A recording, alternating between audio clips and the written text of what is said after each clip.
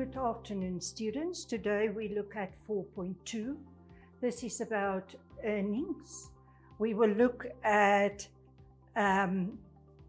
factors that determine your earnings. And then in point B, we will look at why certain sectors or certain economic sectors or occupational groups may earn different earnings.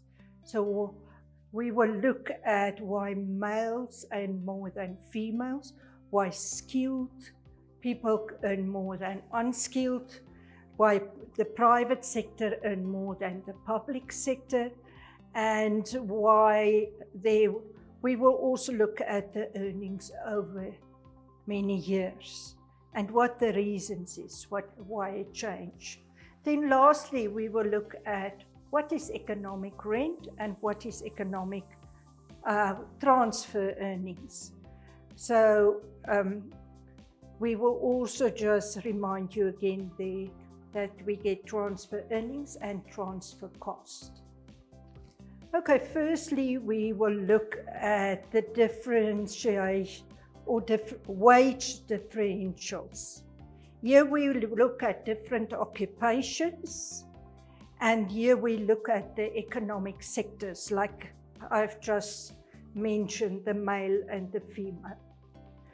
Okay, now I want you to divide into groups of 4. And here I want you to think of what the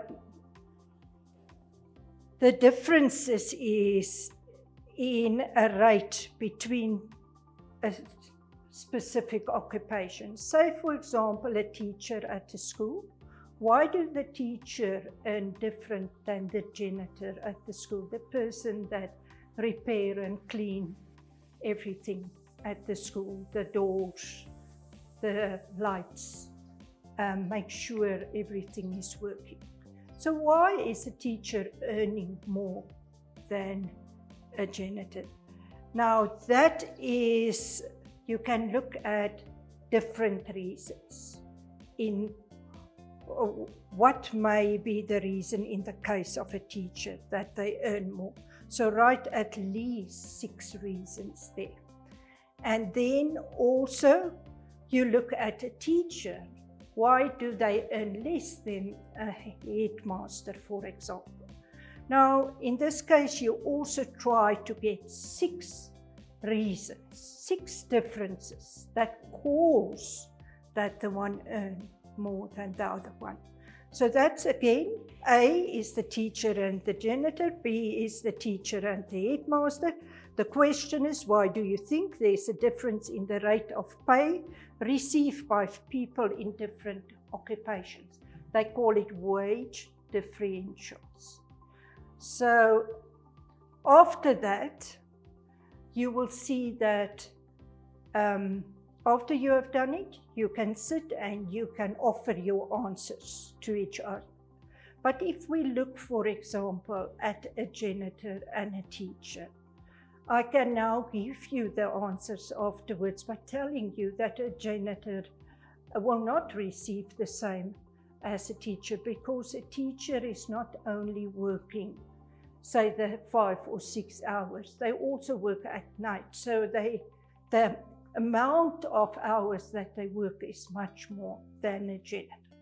You can say a teacher have much more qualification, that's why they earn more. You can say a teacher can take responsibility of 20 or 28 children, make sure that they do their work, that they achieve their aims. You can go further and you can say that a teacher, perhaps he earns more because he has more experience. He's not just there for 2 years, he's there for 20 years. So you can look at all these reasons and say that may be the reason why the school pay the teacher more. There's perhaps a lot of janitors available, but there is not a lot of economic teachers available. So they pay me more to come and do the job for them. So that is the type of thinking you must have. And you can take exactly the same for the teacher and the headmaster, and come up with reasons why the headmaster earn more. Mostly it have to do, there is lots of reasons, but the most important is the stress and the risk and the management that is very stressful for them. Okay, the next slide you will see discuss changes in earnings over time between economic sectors.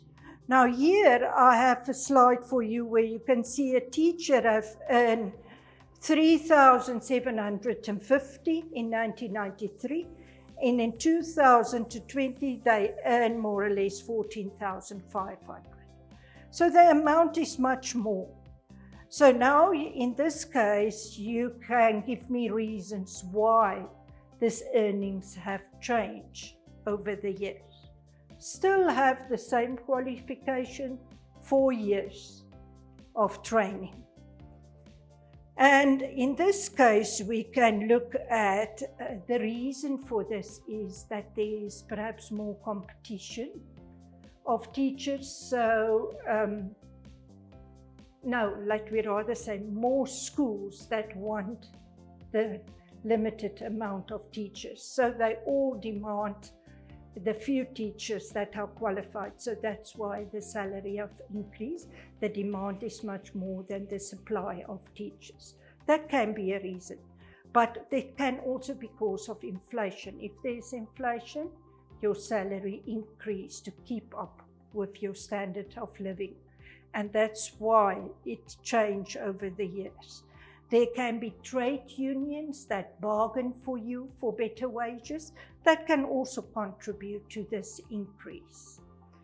Okay, and then you will see women must now earn more or less the same as men due to laws set by the government in Namibia after independence. And how did this change over the last 50 years? So in the last 50 years, most women didn't work at all, meaning work where they leave the house and go outside and do a job and earn an income for that. So in that case, it is, that was the first change. Nowadays, women work, and the second change was that there was human rights laws that was implemented, that there is no sexual discrimination. Everyone must earn the same if they have the same qualification and the same experience. Doesn't matter if they are male or female. Then the government also set laws that all races must earn the same salary if they earn the same or have the same qualification and the same experience. This also changed after independence. It is more now, they look into this and that they make sure that this happens. Effective trade unions in all the cases that I've mentioned above will improve the salaries, like I've said, of the teachers over the year. It makes sure that the women earn the same as men. It makes sure that there is no racial discrimination. So effective trade unions can help to solve this. Okay, the last point, as I've said, this has to do with economic rent and transfer earnings. Remember, you also get transfer cost, and this is like the pensions the government pay. They have some expenses, and unemployment fees. They pay these expenses, but they haven't received any good and service in return for it. So that is called a transfer cost. But we are looking at transfer earnings and economic rent. Now, economic rent is the difference what you can earn in your present job and what you could earn in your next best paid occupation. And it is also the amount that you would earn over and above transfer earnings. Now, what is transfer earnings? It's the minimum amount that prevent you of moving to your next best option. So, for example, if you you start your own business and you say that I stay in this business if I can earn, say, $15,000 per month. So anything that I earn less than that, I will go to my next best option. And so, for example, you are recording videos for people, and then you will say, no, I can't do my own business anymore. I can't survive. I can't cover all my costs. So if you earn anything less than 50, you will go to your next best option, and that is working for a TV company, for example. And in that case, that is where they say the difference between what you earn now and your next best option, that is your economic rent. So they say the difference between what you earn in your present job, the one that I say you said you will stay in this job up to the point where you earn 15,000. If you earn anything less, then you will leave. So that present job, and the difference between the earnings there and what you could earn in your next best option. So if your next best option is 20,000, then you can say 20 minus 15, that gives me 5,000. And that is my economic rent. So they say economic rent can be earned not only by labor, but also by land and capital. So it's the same. What I earn now, for what will I rent my land? If it is below 15, then I will rather start to produce my own products on it, because I can earn more than that. And I use the land myself. They like to ask these questions in short questions, the difference between transfer earnings, transfer cost and economic rent. Okay, this is very important that you look to these two graphs. We look at graphs where they discuss at what point will your wage be if you have your demand and supply graph, and what will be the effect if the government implement a minimum wage and a maximum wage. Okay, if we look at these graphs, you can see you have a demand curve and you have a supply curve. This demand curve means how many firms demand your labor. And this supply curve means how many people are in the market that supply their labor. Because you can see this is not price that I put there. A very important point in brackets is that to remember price of labor is called wage. So that's why I don't use price there, I use wage. You can see I also don't use P there, I use W. So the point where your demand and supply intersect, that is where your amount will be of labor that will be used in the market, and that is where the wage will be in the market. Now you can see the next graph is exactly the same. Something else can happen and the government can say, no, at this price the wage is too little. The security guard workers only earn $10 an hour, and that nobody can survive on, because that's $80 a day. So the government decide that they will increase the minimum wage. Minimum wage means nobody may earn less than that. That is why we say minimum. Nobody may earn less than that. Now, what is the causes of action like this when the government put or by law set a minimum wage? You can see this is my supply line. So this will be my quantity supplied. And you can see this is my demand line. And this will be my quantity demand. So what do you see here? You can see that the quantity supply is much more than the quantity demand.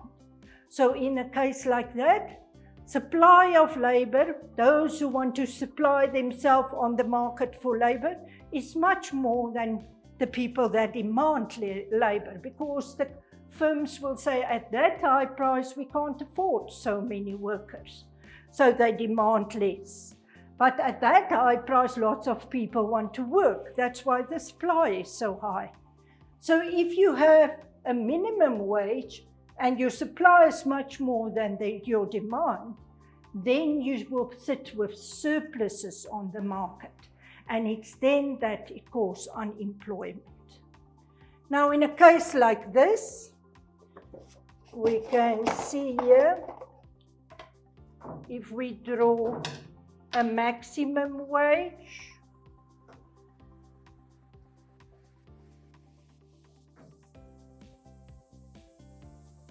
and in this case, the government say they want to decrease the price. There's too many people unemployed in this country. They think if they decrease the price, more people will be employed, and that will solve a lot of social problems. This don't often happen. But if it happened and they set this maximum price, this maximum means nobody may pay workers more than that amount. That's the maximum you may pay them. So in a case like that, you will see this is my demand curve. So here I have my quantity demand. This is my supply curve. So here I have my quantity supply. So you see in this case, my quantity demand is much more than my quantity supply.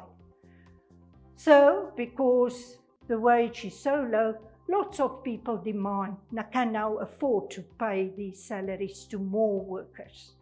And there are less people that supply themselves on the market because they don't want that low wage.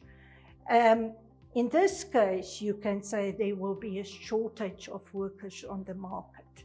Here was a surplus and here is a shortage because the prices that was changed. It is clearly explained also on the PowerPoint. Okay, now the next point is occupational mobility. This is the last point of this unit. Occupational mobility means, or they sometimes talk about occupational immobility. Now, what prevents you of moving from one job to another? You can say that I, for example, have worked for Namibian Beverages, Coca-Cola in the north.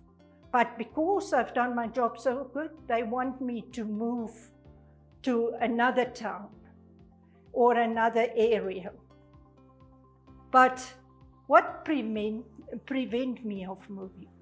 Can my whole family go? Or also, is there housing available? Well, if there isn't housing available, is there room for me? Is there transport for me that I can move between this job and my family and see them on weekends? These are all factors that influence your mobility. Can you move to that job? Will you move to that job? Say, for example, you are an engineer and they want you to work at a mine far from everything. The first thing you will ask, is there accommodation? Secondly, is there accommodation for me and my family? And is there schools? Is there hospitals? All these type of things will be important for you. And if it isn't there, then it will prevent you of moving and taking up this job. So these are some of the factors that you take into consideration when you decide to take a job. Although that you have all the qualification and experience, there's some things that prevent you of moving, and that is what they call occupational immobility. You will see I have put here homework on the budget in Namibia. They say the government of Namibia did decrease the income tax and the pay as you earn in 2013-14 budget, and this caused that workers receive now a tax return in June 2009-13, which means that they had more disposable income. So you must now go and see what is disposable income, and then you must explain 5 forms of income for an individual. An exam question that they have, in the Namibian mining industry in 2006, the average hourly income for pay of a labor was $20 per hour, while for a foreman was $80. A foreman is somebody that manage and look after the workers that they do their job. And so, what factors might influence a worker when deciding to take up an occupation or to choose this occupation? And how would an economist explain the difference in hourly wage between the laborers and the foreman? That is your questions, 8 marks for the last one. Okay, that is all for today.